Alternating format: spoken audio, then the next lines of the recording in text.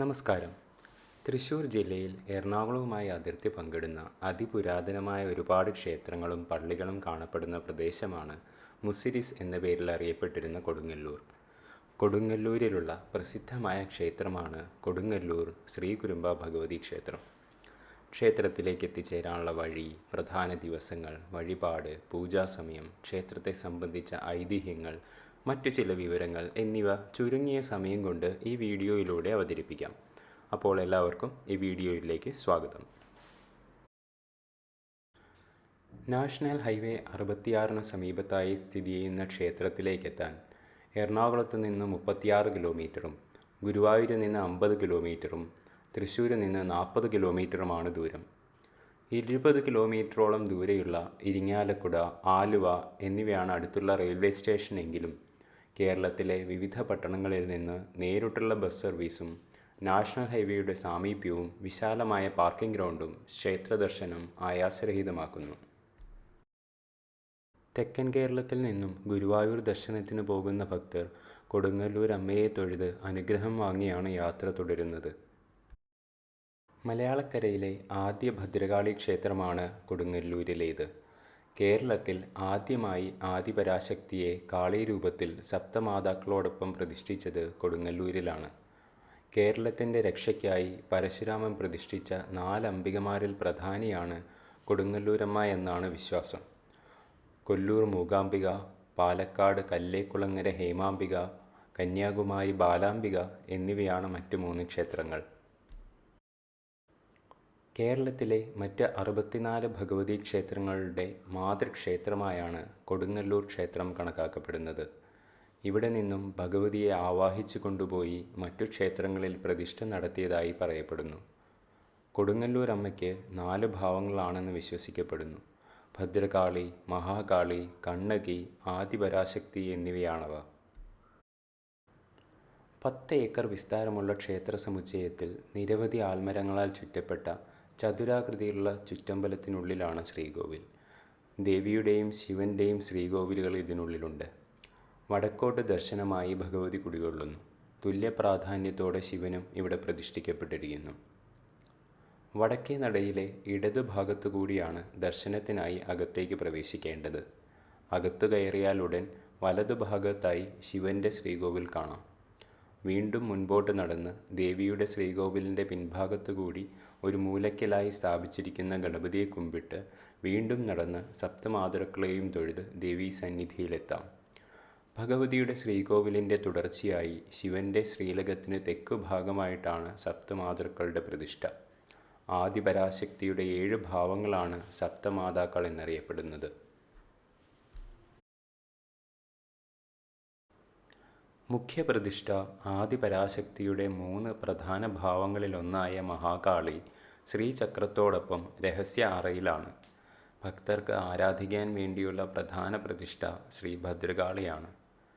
വരിക്കപ്ലാവിൽ നിർമ്മിച്ച ശ്രീചക്ര സമേതമായ മനോഹരമായ 6 അടി ഉയരമുള്ള പ്രതിഷ്ഠയ്ക്ക് 8 കൈകൾ കാണുന്നുണ്ടെങ്കിലും കയ്യിലുള്ള ആയുധങ്ങൾ വ്യക്തമായി കാണാൻ കഴിയില്ല.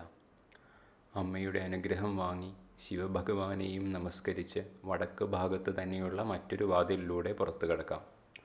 മഹാദേവൻ്റെ ദർശനം ശിവലിംഗ രൂപത്തിൽ കിഴക്കോട്ടാണ്.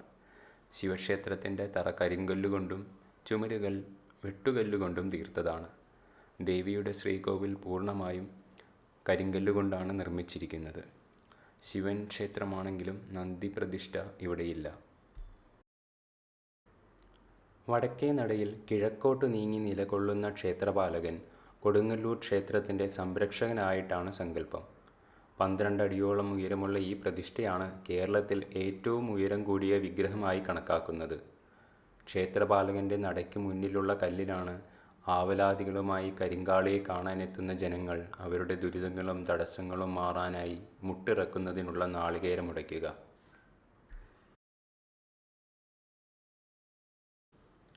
ഉപദേവതകളായി ഗണപതി, വീരഭദ്രൻ, വസൂരിമാല, തവിട്ടുമുത്തി, ക്ഷേത്രപാലൻ എന്നിവരും ക്ഷേത്രത്തിൽ കുടികൊള്ളുന്നു. പടിഞ്ഞാറേ നടയിലുള്ള പ്രതിഷ്ഠയാണ് വസൂരിമാല. വസൂരി പോലുള്ള അസുഖങ്ങൾ വരാതിരിക്കാൻ മഞ്ഞളും കുരുമുളകും തൂകി ഭക്തർ പ്രാർത്ഥിക്കുന്നു. മേൽക്കൂരയില്ലാത്ത ഈ ഉപക്ഷേത്രത്തിൽ നിത്യപൂജയുമില്ല. തവിട്ടുമുത്തിയാണ് മറ്റൊരു ഉപദേവത. ഏകദേശം 2 അടി ഉയരമുള്ള പീഠത്തിൽ കിഴക്കോട്ട് പ്രതിഷ്ഠിച്ചിട്ടുള്ള 1.5 അടി ഉയരമുള്ള തവിട്ടുമുത്തിയുടെ വിഗ്രഹം 8 തൃക്കൈകളോടുകൂടിയ ഭഗവതീ രൂപമാണ്. ഭക്തജനങ്ങൾ നേരിട്ട് വഴിപാടായി ആടിക്കുന്ന തവിടാണ് തവിട്ടുമുത്തിക്ക് പൂജയും നിവേദ്യവും. തവിട്ടുമുത്തിക്ക് തവിട് ആടിക്കാം എന്ന വഴിപാട് നേർന്നാൽ വിട്ടുമാറാത്ത ശ്വാസകോശ സംബന്ധമായ അസുഖങ്ങൾ മാറിക്കിട്ടും എന്നാണ് വിശ്വാസം. തീരാത്ത ദുരിതങ്ങളും മാറാരോഗങ്ങളും കടുത്ത ആപത്തുകളും കൊടുങ്ങല്ലൂരമ്മ പരിഹരിക്കും എന്നൊരു വിശ്വാസം ഭക്തർക്കുണ്ട്. ശക്തിസ്വരൂപിണി, ഐശ്വര്യദായിനി, രോഗനിവാരണ ദൈവം എന്നൊക്കെ ഭഗവതി അറിയപ്പെടുന്നു. കടും പായസം, നെയ്വിളക്ക്, കുങ്കുമാഭിഷേകം, മഞ്ഞളഭിഷേകം, പുഷ്പാഞ്ജലി, തെച്ചിപ്പൂമാല, ചെമ്പട്ടു സമർപ്പണം എന്നിവ ക്ഷേത്രത്തിലെ പ്രധാന വഴിപാടായി നടത്തപ്പെടുന്നു. വിവാഹ സംബന്ധമായ പ്രശ്നങ്ങൾക്ക് പരിഹാരമായി പട്ടും താലിയും നടക്കി വയ്ക്കുന്നു. ക്ഷേത്രത്തിൽ എപ്പോഴും മുഴങ്ങിക്കേൾക്കുന്ന വെടിവഴിപാട് ദേവിക്കുള്ള പ്രധാന സമർപ്പണങ്ങളിൽ ഒന്നാണ്.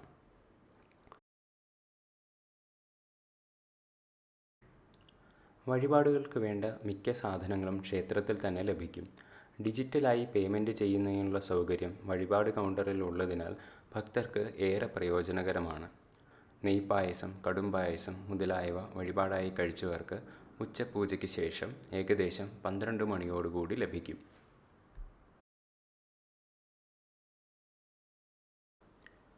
സാധാരണ ദിവസങ്ങളിൽ രാവിലെ 4 മണിക്ക് ക്ഷേത്രനട തുറന്നു കഴിഞ്ഞാൽ ഉച്ചയ്ക്ക് 12 മണിവരെ ദർശനം സാധ്യമാണ്. ചൊവ്വ, വെള്ളി, ഞായർ ദിവസങ്ങളിൽ ഇത് 12:30 വരെ തുടരുന്നു. വൈകുന്നേരം 4 മണിക്ക് തുറക്കുന്ന നട രാത്രി 8 മണിയോടുകൂടിയേ അടയ്ക്കൂ. മീനഭരണിക്കായി നടയടച്ചാൽ പിന്നെ 7 ദിവസം കഴിഞ്ഞേ തുറക്കൂ. അതിനാൽ വിദൂരദേശങ്ങളിൽ നിന്നും വരുന്ന ഭക്തർ ഇക്കാര്യം തീർച്ചയായും ഓർത്തുവയ്ക്കുക. 2024 അശ്വതി നാളിൽ ഉച്ചയ്ക്ക് 12 മണിയോടുകൂടി നട അടയ്ക്കുന്ന ദിവസം ഏപ്രിൽ 9-ാം തീയതിയാണ്. അതായത് മീനം 27 ചൊവ്വാഴ്ച. അതിനുശേഷം പിന്നെ നട തുറക്കുന്നത് ചൊവ്വാഴ്ച ഏപ്രിൽ 16, അതായത് മേടം 3-ാം തീയതിയാണ് വീണ്ടും നട തുറക്കുന്നത്. ഭക്തർ തീർച്ചയായും ഇക്കാര്യം മനസ്സിൽ വയ്ക്കുക.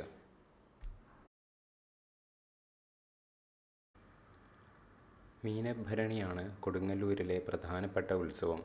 കുംഭത്തിലെ ഭരണി മുതൽ മീനഭരണി വരെ നീണ്ടു നിൽക്കുന്നതാണ് ഇവിടുത്തെ ഉത്സവം. കൊടിമരമില്ലാത്ത ക്ഷേത്രത്തിന് ചുറ്റും നിരവധിയായ ആൽമരങ്ങളുണ്ട്. അതിൽ കൊടിക്കൂറകൾ തോരണം പോലെ തൂക്കിയിടുകയാണ് ഉത്സവത്തിന് ചെയ്യുന്നത്. ക്ഷേത്രത്തിൽ മിക്ക ദിവസവും അന്നദാനമുണ്ട്. അതുകൂടാതെ ക്ഷേത്രത്തിന് ചുറ്റുമായി നിരവധി ചെറിയ ചെറിയ റെസ്റ്റോറൻറ്റ്സും ഭക്തർക്ക് ഭക്ഷണത്തിനായി ആശ്രയിക്കാവുന്നതാണ്. ടോയ്ലറ്റ് സൗകര്യങ്ങളും ക്ഷേത്രത്തിന് സമീപത്തായി ഉണ്ട്.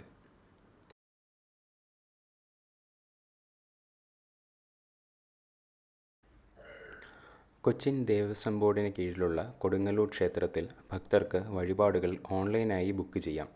അതിനുള്ള ഡീറ്റെയിൽസും ക്ഷേത്രത്തിലേക്ക് എത്തിച്ചേരാനുള്ള ലൊക്കേഷനും മറ്റു വിവരങ്ങളും ഞാൻ ഡിസ്ക്രിപ്ഷനിൽ കൊടുക്കാം.